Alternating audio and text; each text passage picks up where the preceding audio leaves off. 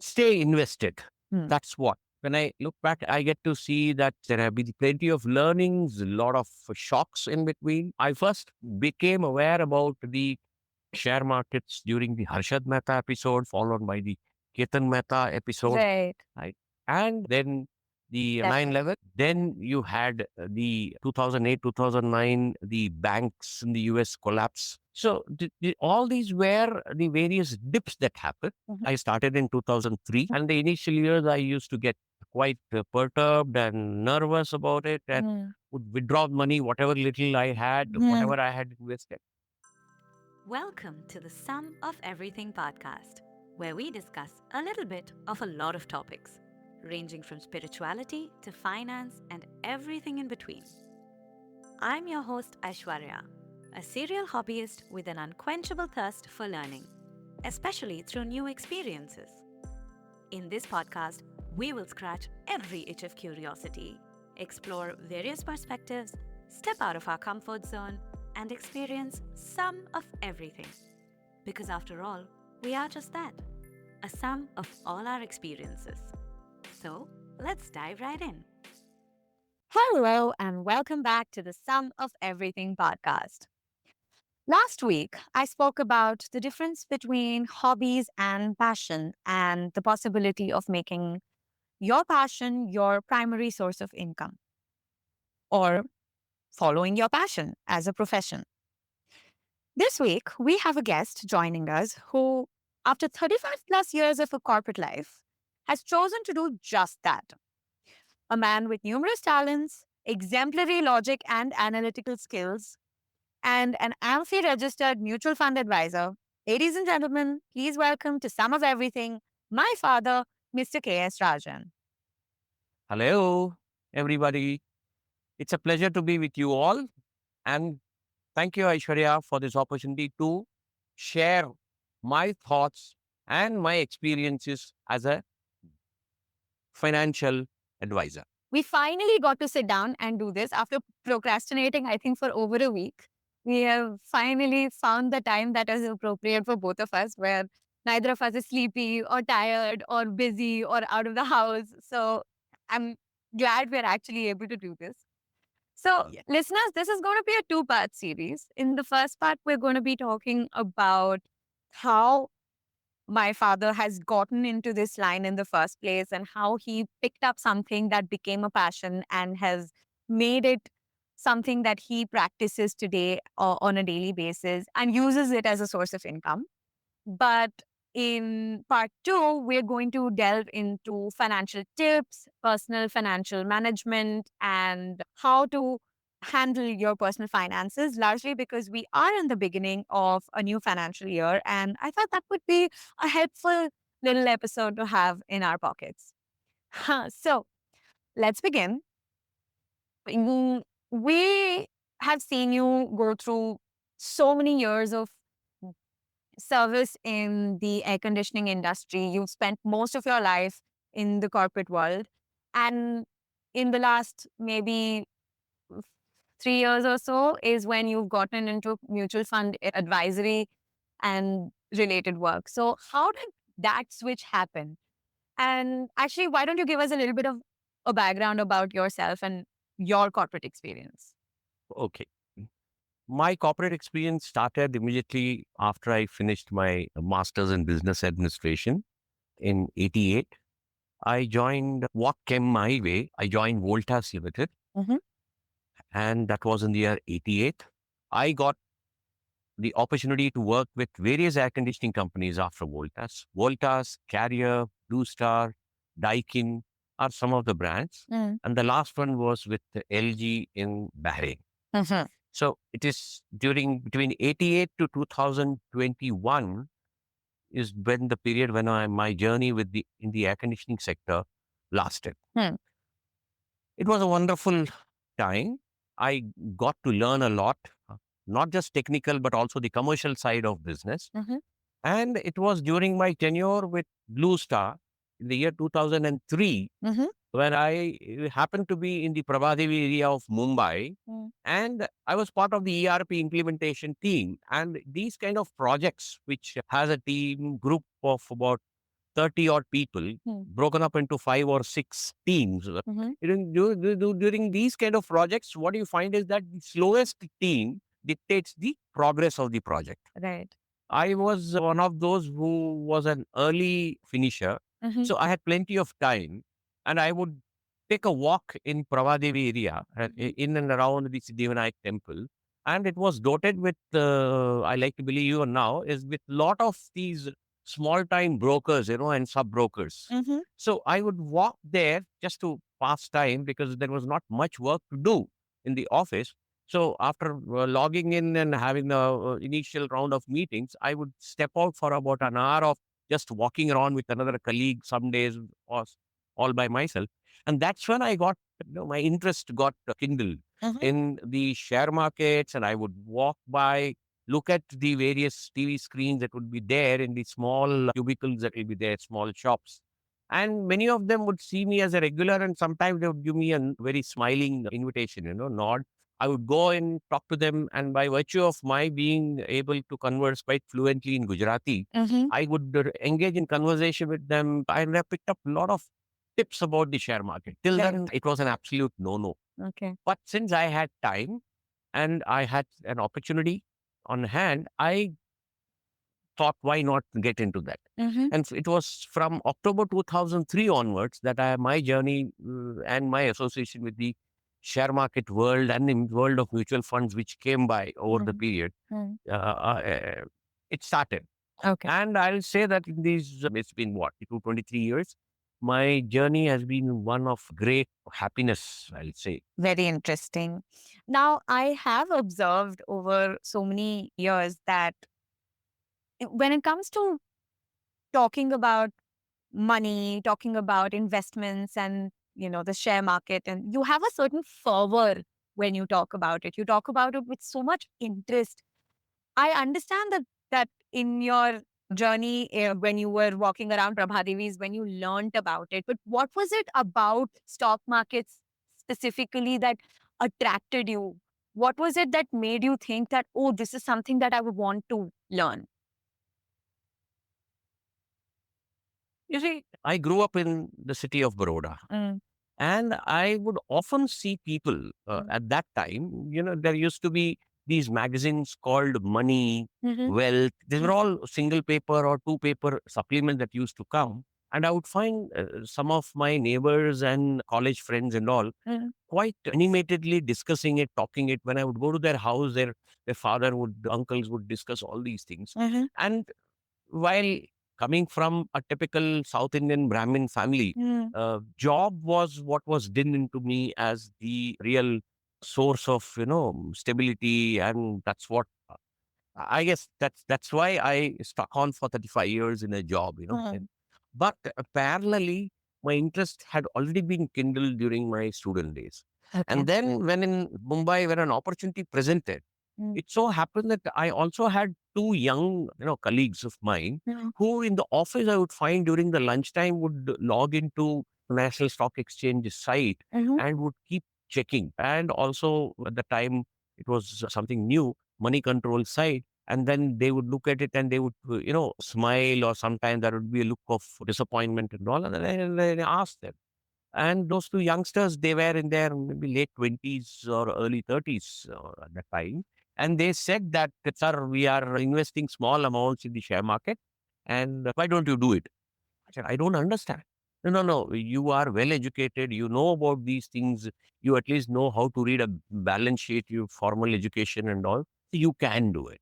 I was a silent observer to what they are doing, how they are doing, and I tracked their progress for a few weeks mhm, and then learned that it is based on till I actually got into it, I thought this is just by fluke or it's some form of a lottery. mhm, But I discovered that it is far from being a lottery. mm, You need to understand the fundamentals of the organizations, be able to read the balance sheets, be in a position to understand the implications of various changes in the news that appears in the pink papers. Mhm. And being a management graduate and being part of a middle level management at that time, I could connect a lot of those dots and try to make a sense out of it. Mhm. And that's where I understood that, this is certainly one way of making a good profit and adding wealth Mhm. by simply parking my savings in bank fixed deposits. I would get, maybe in those days it was 10, 12%. Mhm. I would not get anything because the inflation even those days used to be anywhere above 8%. And the meaningful inflation, that Mhm. is for items that really is of concern to us, was far higher than what is even today touted as the standard inflation by the Right. government. Mm.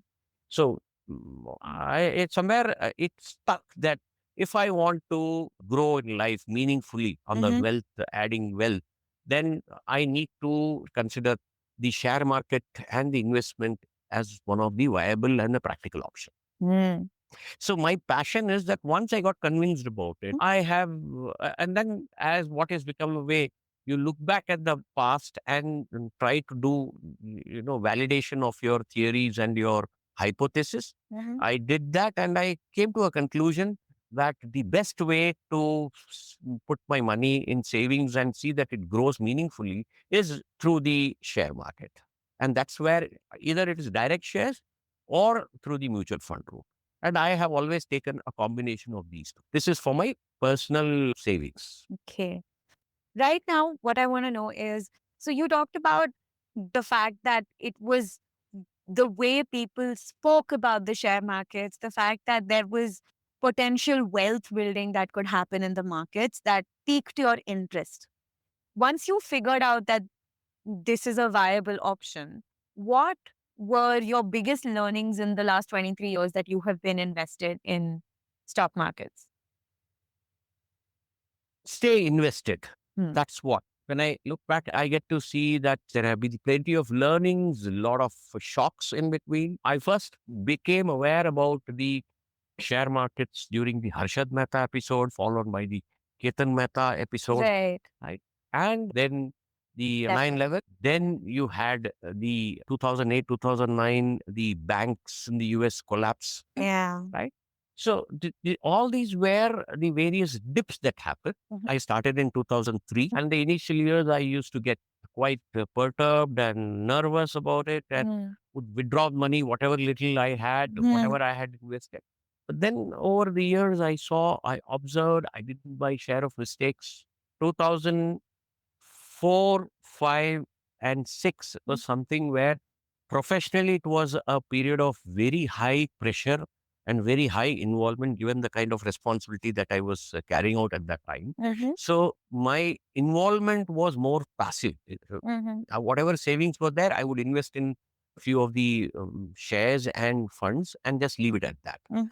But it was in the year 2008-9 when I actually did my first round of mistake of Mm. getting out of the share market, because when there was a major fall in the market, Mhm. I stopped my investments. Mhm. I tried and took out some of the investment for fear that it will go down, Mhm. and stayed on the sidelines. Mhm. And I had serious doubt whether I had done the right thing by getting into the market. And I went through serious self doubt. Mm. But then within a span of a year, year and a half, maybe between 15 to 18 months, the share market bounced back. Mhm. Thankfully, I had not exited. I had maybe pared down my investment to 50 or 60% of what it was before the fall happened. Mhm. And then I quickly saw that where I had stayed invested, Mm. that started climbing up pretty fast. And what I had kept on the sidelines, I had put some money in back into the fixed deposits. I pulled it out and reinvested. Mm. And that turned out to be an excellent decision, because then I saw the meaning that, when Pandits would say that you must stay invested, why they were saying. That was also the period when I started following the business channels quite closely. Initially, it used to be ET Now, CNBC TV 18, and then later on the Hindi channels of Z Business and all. And it is through them when many of the stock market experts would come, they would talk. and I saw meaning in what they said. Mhm. I also went back and did a simulation of what if I had not exited Mhm. during the year 2008-9. Mhm. If I had not exited, then where would my investments be? Mhm. And I found that if I had not made the mistake of exiting, then the time when this was around 2010, 11, when I look back 11, that I would have made substantially much more profits. Mhm. Now, profits is the wrong word. It would have been unbooked profit. My overall investment should have been far higher, Okay. the value of the investment, than what it was on that day. But Mhm. despite having exited and re-entered, no, Mhm. I found that I was still better off than what would have been the case if I had instead parked my money with the fixed deposits or the post office or the Kisan Vikas Patra, whatever. Mhm. The otherwise traditionally favored instruments of saving of And my earlier generation. what is seen as more secure. What is seen as a more secure and traditional way of Mhm. investments. Mhm. Yes. Okay, so how did you transition from practicing investments only for wealth management or for us, family, and your extended family to making it a profession? How did you think about becoming a registered financial advisor? See, I just want to tell you one thing here, that Mm-hmm. today I'm formally retired from the corporate world. Right. And I'm now my savings, I'm living off my savings Mm. largely. Mm. But my transition from a person who's investing for himself and his immediate close family Mm. to the role donning the hat of a mutual fund advisor for non-family and is something that happened at the end of my tenure with Daikin, which was my last assignment in India in the Okay. corporate world. This was a few months before COVID. Mm-hmm. And it so happened that I came across a few of my young colleagues who were finding that toward the end of the month, they were running out of finance and they Mm-hmm. would borrow. Mm-hmm. And I noticed that, they had a habit of spending what I would call frivolously, unnecessarily Mm-hmm. spending money on impressing their colleagues and friends using their credit cards. And it was a credit card bill which used to come to haunt them Mm-hmm. because beginning of the month, they would have to pay the credit card first. And then towards the end of the month, they would find that they ran out of money. Mm. So then I suggested to two of them to hand over the credit card to me and see if they can live a normal life. Mm. At the end of 2 months, they were thankful and they said that now they had a decent amount as balance because Mm-hmm. credit card was not there. So they did not get a credit card bill the next month, which had to be honored.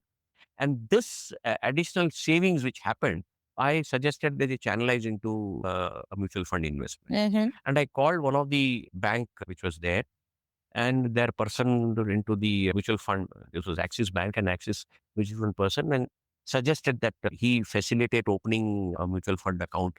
And they did that. Right. So when my time to exit Daikin came, Mm-hmm. which happened after maybe almost a year after this episode that I'm saying, that mutual fund person, he suggested that I become a mutual fund advisor, Oh, okay. right? Because I already was a person who was into that. In between, I had a person coming from Motilal Oswal and Axis Mutual Fund. And also, I had a friend, a school days friend, who had coincidentally taken on the role of a mutual fund advisor. But that was in 2014, Mm-hmm. that role he had taken. And we used to engage in a lot of discussions about the company, about the schemes and all, because I was fully aware about and in a position to have a discussion. So with his prodding also, I said that now that I was in a mind not to take up any further corporate assignment, Mm. he said this would keep me busy. So Yeah. it started off more as me wanting to keep myself busy Mm-hmm. in an area which was about which I felt I had a sufficient awareness and knowledge. And Mm-hmm. that's what led to my appearing for an AMFI exam, taking on the license, studying for it, and started, donning the cap of a mutual fund advisor. Okay. And a chance, conversation with a friend of mine, because I never ventured out to solicit what you call clients or did not go about mentioning about my having become a mutual fund advisor or a licensed advisor to anybody. Right. It was a chance discussion with a friend of mine, the late Colonel Ramesh Kumar, Yeah. that this happened. I was in Big Bazaar a day and he called me and it was in the morning at about 11 o'clock or something. And he said, since you are there, why don't you pick up a couple of forms for fixed deposit? Because he said that I heard that they pay decent interest. Mm-hmm. That's when I said that I don't mind picking up, but I think that's a very dangerous thing to do. So then that led to a discussion subsequently that day evening later on about mutual fund is the way to invest it and all. And Mm-hmm. then I shared with him during course of conversation that I was already a mutual fund advisor. And this was in maybe March, April of 2020 when Mm-hmm. COVID was on the Was anvil, yeah. and we were permitted to go out only with the mask and all. And during that period, I happened to tell him, and he got cross with me for not having mentioned this to him. And then he was among the first of the persons whom I suggested advising, and he invested. Mm-hmm. Subsequently, it so happened another colleague from the earlier company, he got in touch with me since he used to look up to me as a senior Mm-hmm. to take suggestions about what to do with the large sum of money that he got after selling his flat. Okay. I suggested to him to invest in this after paying the capital gains tax. And he listened to me. I made him invest it across 8 or 10 different schemes. Mm-hmm. And it turned out to be an excellent thing because that fund or those set of funds and everything more than doubled for him. Right. So he in turn acted as, we can say, out of a positive word of mouth, suggested to maybe quite a few people. And that is how the journey started. And I was not averse to the idea of suggesting to anybody. Many people thought that I would mind if they suggested, and I said no. And the way it is all structured is that the people whom I advise, they are free to take it or not, and they don't have to pay anything. Right.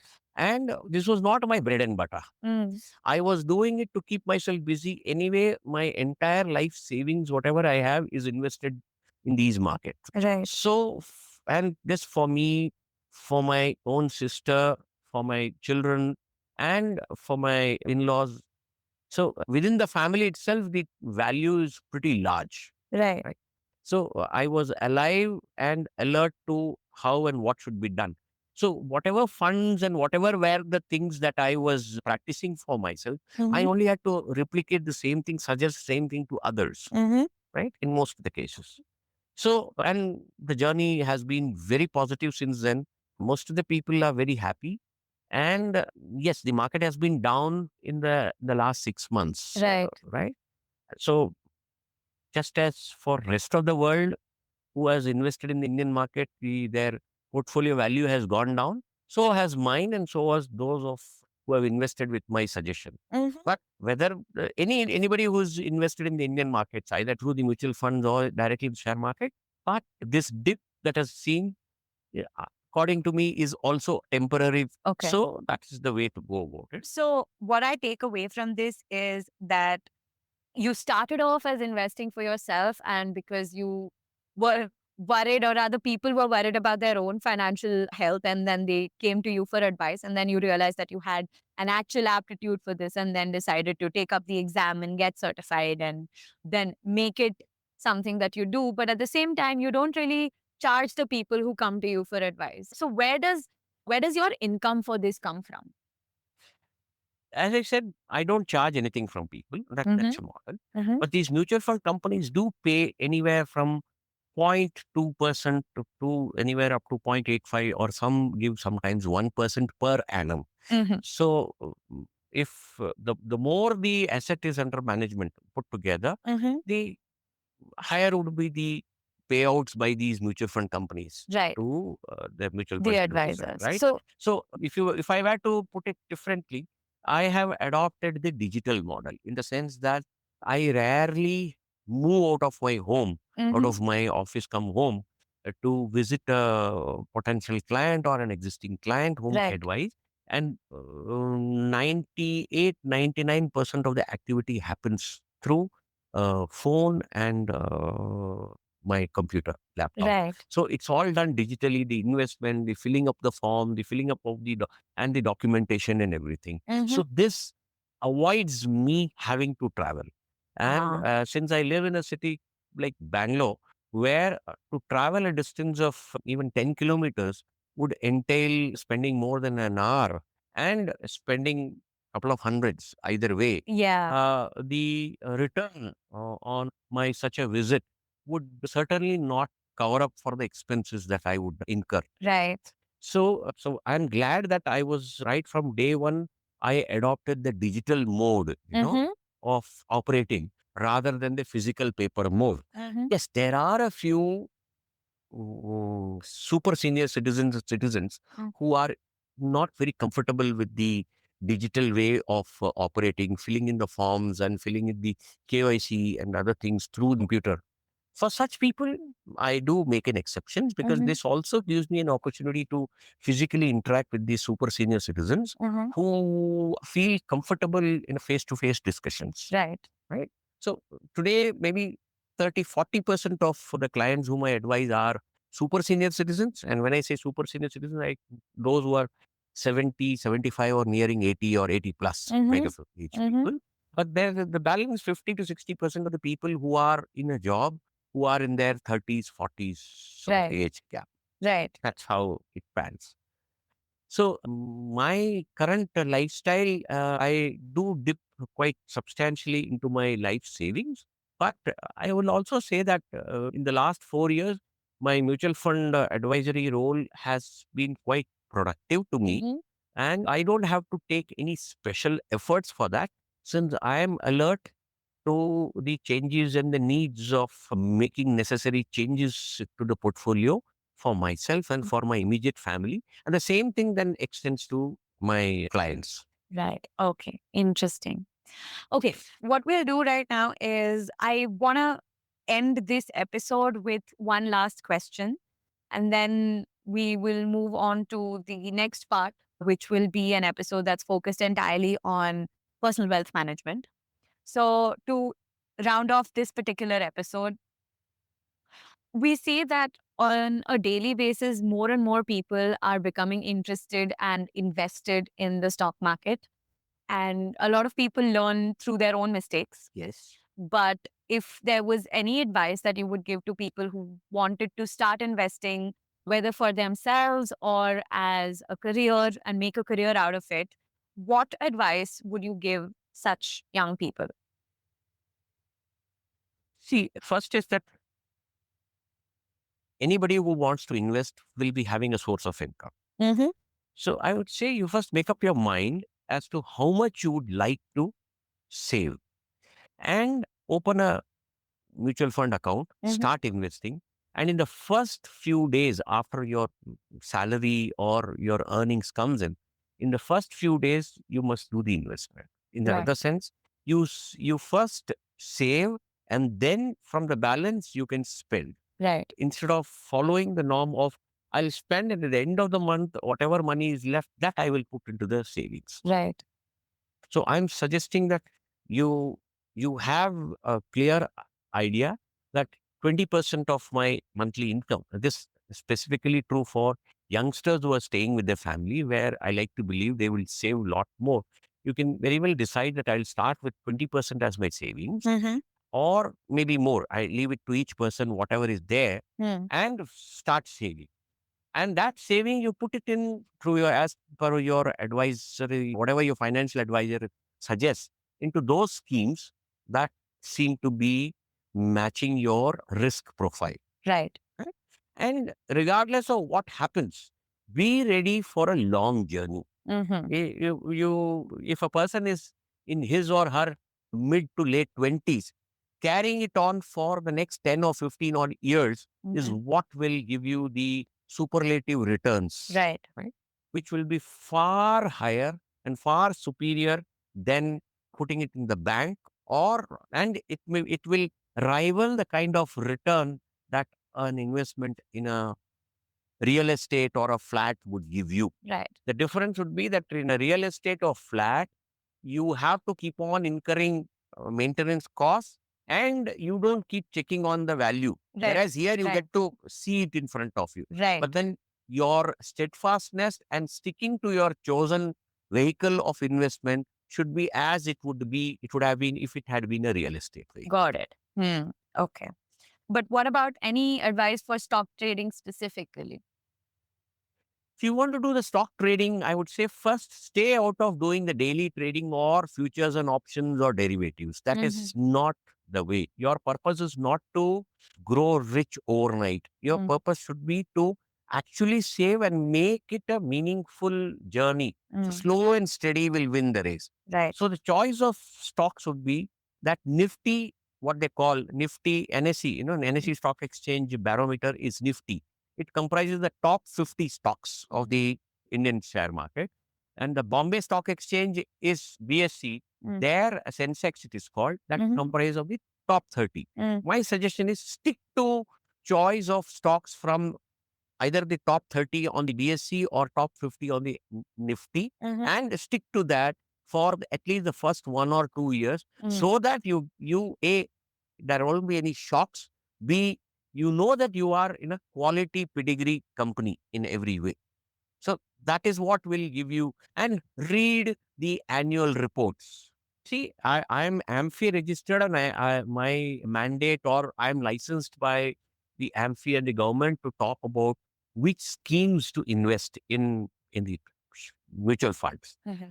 But they say that to be advising specific stocks and specific things, you have to be SEBI registered. Right. But drawing on my knowledge about the market and about my experience of mutual funds and what you have, Mm-hmm. this suggestion to or advice to youngsters to stick to the Sensex stocks, 30 Sensex stocks or to Nifty stocks is not a specific stocks suggested recommendation. Mm-hmm. It is to suggest to a broad area and do a picking Right. from there. Right. Is not violative in any way of my role as an AMFI mutual fund investor, and is not falling foul of the need of a SEBI being a SEBI registered investor. So take it Understood. in. The listener should say that could take it in that spirit, that it's a broad where to look at Got it. and how to Okay. go about it. Okay. Super. So I guess that brings us to the end of the first part of the Following the Money series. And that was a very interesting insight into how you got into the trading and how, or rather, how you got into investments in the first place and how you have made it something that you follow as a passion. But I think we will end the episode here and we will take it to the next one for more pointed advice on personal wealth management and, well, a more detailed insight into investments and how you should invest and what you should invest in.